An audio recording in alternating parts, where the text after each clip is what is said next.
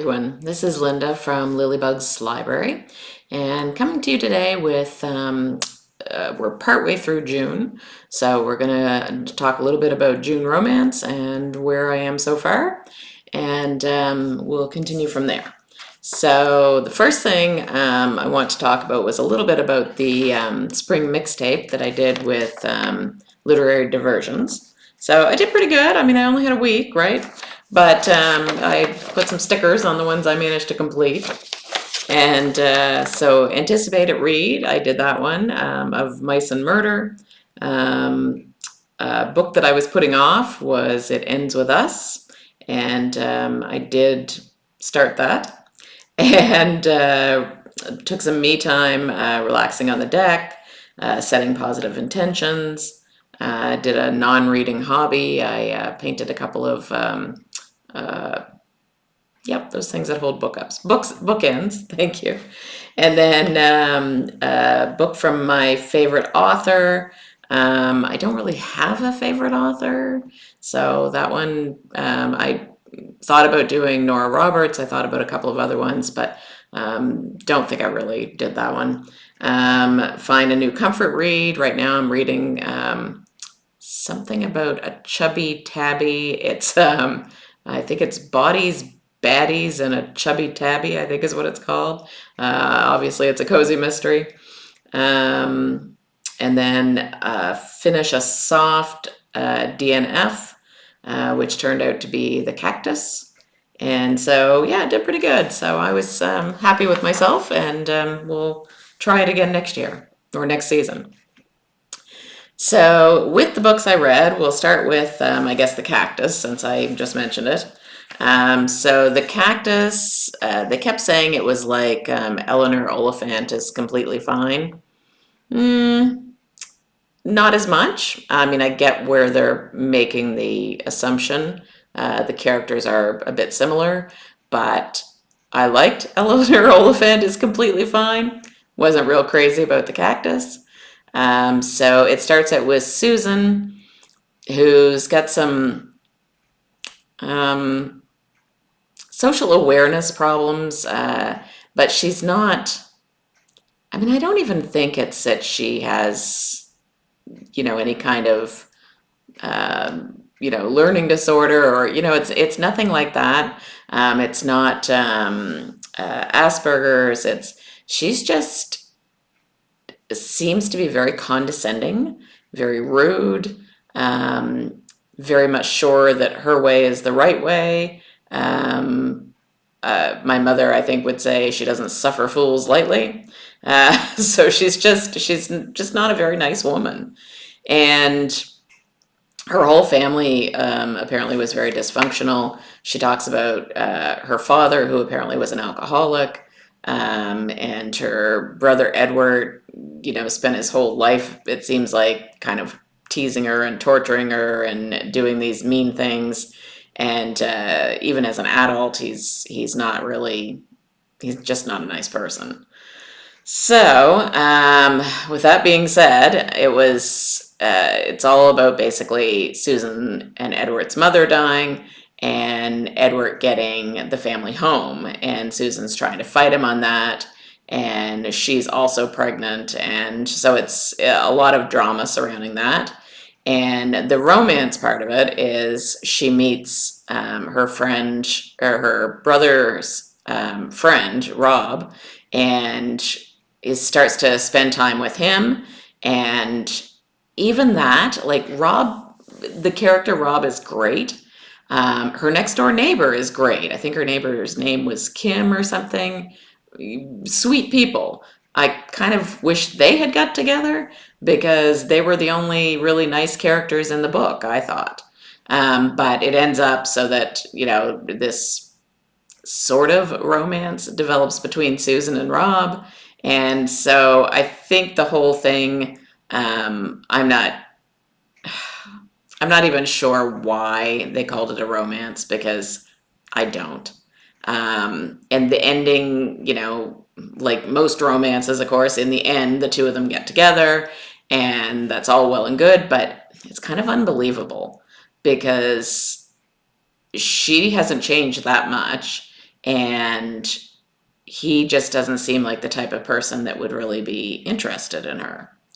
Or maybe anyone would be interested in her. But anyway, so I was very close to not finishing it. I'm glad I did. I mean, it did have, a satisfactory, although unbelievable ending. But I did finish it. So there's that. I would probably give that a 2.5 out of 5. The next one was It Ends With Us. It was not, let's just say it wasn't a good month for romance so far. So maybe next time we'll try February romances or some other month.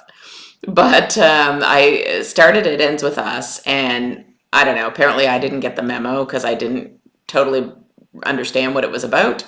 And then I had gone a fair ways into it, listening to it on Audible, and the character of Ryle was just getting creepier and creepier, and then listening to all the stuff with the main character, Lily, listening to her parents and her father trying to choke her mother and all of this. It was too much for me. I quit reading. And went back and looked at a couple of reviews about it afterwards, and some spoilers, and realized that it was probably good I quit reading, because it seemed like it just got worse from there. What really kind of ticks me off, I guess, is the fact that there were no trigger warnings or anything about the book. I mean, I could have searched for those and found them, of course, but I mean, from the author. And Wonderful Husband looked up something, and apparently the author had said she doesn't believe in trigger warnings, that she doesn't want to give away anything in the book. And and it's kind of like, okay. So I don't know. To me, that kind of sounds like you don't want to affect your bottom line and don't really care that much about your readers. But that's my opinion. So that one was not finished.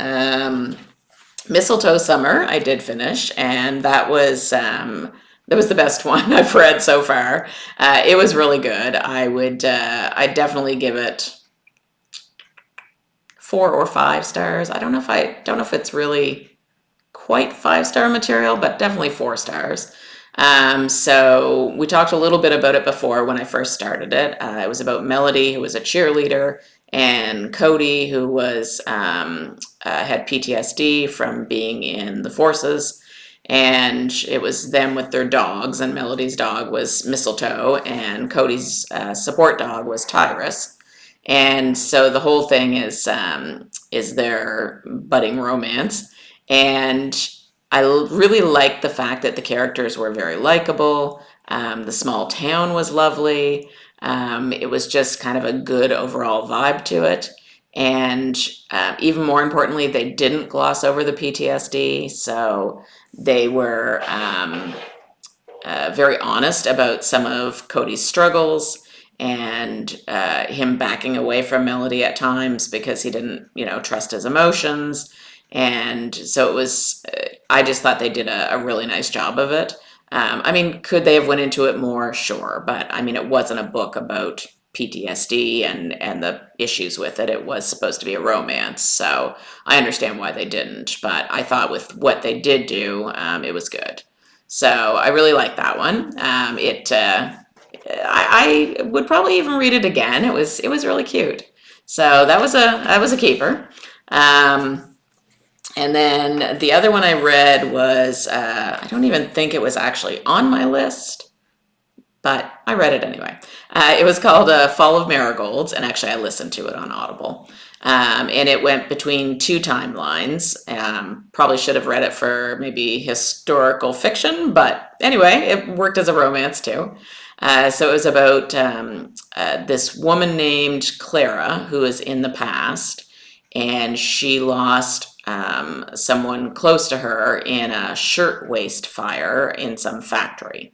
And then she's also a nurse, so she kind of tried to escape all of that and her emotions, and she went to work on, I think, Ellis Island. And while she was there, there was a man who comes in, and he's came off of a ferry or a boat, ship, whatever. Came off of a ship, and his name is Andrew, and the ship had scarlet fever on it, and his new wife had died on this ship, and they were quarantining everyone, waiting to see if they ended up with it. So, in the midst of all this, Lily finds out something in some of the luggage.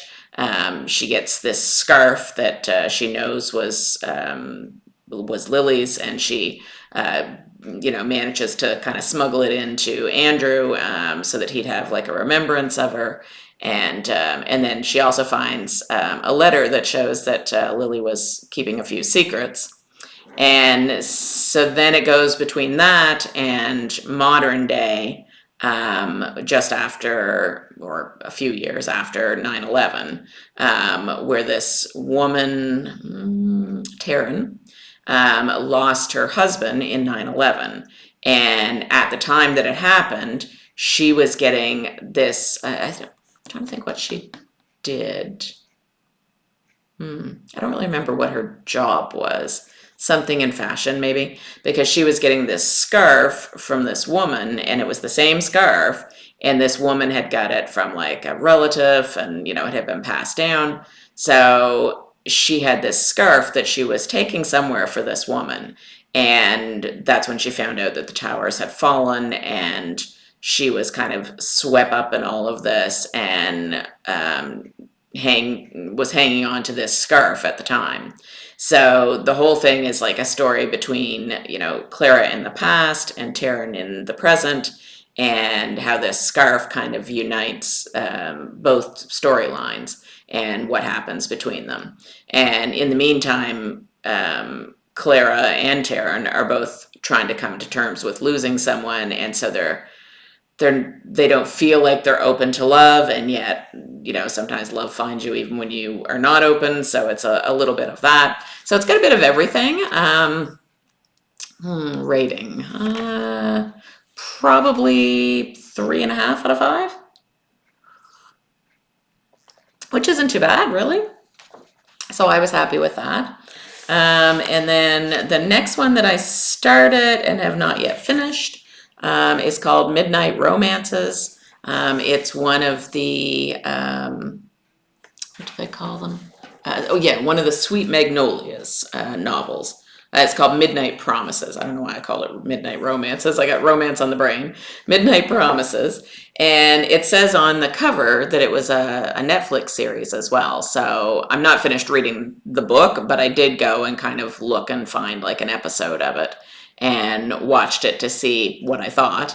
And it was good. It was some of the same supporting characters in the Netflix series, but the main character that's in this particular book is not in the first episode that I saw of the series.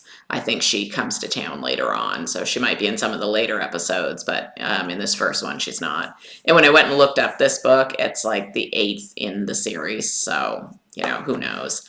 I'm sure she shows up eventually. So that one has been pretty good so far. Not that far into it, so I'll let you know more later. The other one that we're working on, and this one I'm reading with wonderful husband, is called Lightning Lingers, and it has the main character is called Catherine, and Catherine gets a call from her brother TJ, who says that he's in trouble and he's fleeing to Mexico, and not to tell anyone, and doesn't tell her much more than that, just that this is serious. So she goes back home. She hasn't been home in a long time. She was getting her residency, and there's only one person she thinks that she can trust to take her to her brother, and that's a pilot that she knows named Jake, who she had dated 10 years ago and left. Okay, all that sounds great. And the mystery part of the story is very interesting and is keeping us reading. The romance so far, I am not impressed, because it's been 10 years since these people saw each other. And he's still carrying a grudge about the whole thing, about her leaving him. And even though apparently at the time he was kind of having a meltdown because his father had passed away, and he was acting out basically by, drinking a lot and doing all these dangerous things and trying to drag her into all of that. Anyway, he's not admitting his own fault in this. She's not admitting her own fault in this. And they're just, to me, they just don't even have any chemistry with each other. So I don't understand the romance part, but maybe it'll get better. We'll see. But for now, I'm staying for the mystery. So we'll see how that goes. The other one I read was of Mice and Murder. That one didn't really start it for Romance Month. I mean, really, it was kind of just I had read the first one during Mystery May, and then when the second one popped up, I just got it and read that too. It was again it's got so many layers to it, and I'll say a little more about it this time than I did in the first novel, just because I figure if you've got to the second novel, you kind of know what's going on anyway.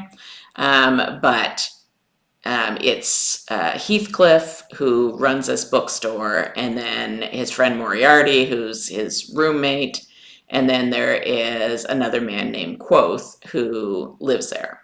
So what you come to find out, and Mina is this girl who is now working in the bookstore. So in the first one, she ends up solving this crime when her ex-friend ends up getting murdered. So there's another murder mystery this time involving this book club of ladies that come to the bookstore to have their book club meeting.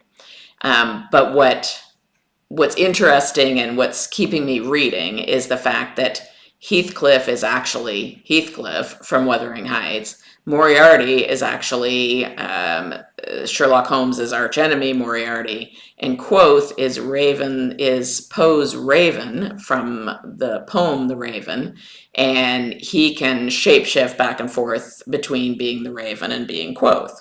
So all that part's really cool, and they don't know why. They just ended up in this bookshop out of their books, and they have no idea really how they got there. They don't know how to get home. The person who used to run the bookstore, apparently this was a fairly regular occurrence, and when he gave the bookstore to Heathcliff and retired, I'm not sure if he's still alive or not. I can't remember if they told us that, but he's definitely retired and moved away. He told Heathcliff and possibly Moriarty too, I'm not sure if he was around then, told him that there was going to be this girl and described her, and that she was going to save them all. And the girl that he described is this Mina who shows up there. Anyway, all that has been going on. So they're trying to figure out, how to get, I don't know if they really want to go back to where they were, but just why it's happening, and kind of break the spell curse a little. And there's a bedroom or a room upstairs that every time they open it, it turns into like a different room, or they see something different that they think is probably connected, but they don't really want to have much to do with that because, I mean, they don't know where they're going to end up. If they step into this room and do things in there, they don't know what's going to happen. So it's all been quite a mystery for them. Now, the part of the story that, some people may not want to deal with, some people might be all right with it, is it started out that she was having a relationship with one of the guys, Moriarty, and then it moves on from there, and now she's in like a polyamorous relationship with all three of these guys, and they're trying to protect her as well, and so it's all very convoluted, but just a lot of storylines going on and mixing together. But I'm enjoying the mystery part of it. She does a really good job with her characters. I think it's a she that wrote it. A really good job with her characters, and a really good job with the mysteries, and kind of leading you down these paths, and you think, oh, I know exactly who did it, and then you find out, no, that's not it's not what you thought at all. And I really want to know, like, how did all these people get there, and how are they going to get home? And so I'm waiting to find out. So I finished the second one. There is a third one called, I think it's called Pride and, it's not Pride and Prejudice, Pride and Premeditation. That's what it's called. So I'll probably read that one next, just to hopefully get some kind of resolution to it. I think that is about it for what I've been reading. The only other thing I did do is buy a couple of new books. I had some credit with. Okay, my camera just all of a sudden stopped. I don't know why. So I'll just pick up where I left off. Sorry about that. I had some credit with Chapters, which is like the Canadian version of Barnes and Noble. So I picked up a couple of books there. I got one called Murder at the Book Club. And it says, and sorry, I'm a little squirmy today. I'm in pain. I got some back problems. It says, imagine 9 women meeting. Tea and cake is on the coffee table. They've come together to share their love of books. They're friends. They trust each other. It's a happy gathering. What could be more harmless? Then scratch the surface and look closer. One is lonely, one is desperate, and one of them is a killer. When the body of a woman is discovered on a Cambridge common, DCI Barrett and DI Palmer are called in to investigate. But the motive behind the crime isn't clear, and it all leads back to a book club. As the lies, volatile friendships, and tension among the group rise to the surface, DCI Barrett and DI Palmer must work out the motive and track down a cold-blooded killer. But just when they think they are on the right track, a twist in the case throws them off course. And I always am interested, I think DCI, I think DI is Detective Inspector, is that right? And I don't know what DCI stands for, Detective Constable Inspector? If anyone knows, let me know in the comments. I don't think those are designations we have in Canada, not that I've ever heard. So I'm not really sure exactly what those are. I know they're police, but that's about all I know. And the other one I got, and I can't give credit to the booktuber that mentioned it. I would if I remembered, but I don't. If I remember later, I'll put it in the notes. But they were talking about this one called Skyward, and I decided to get it because I've never read a graphic novel.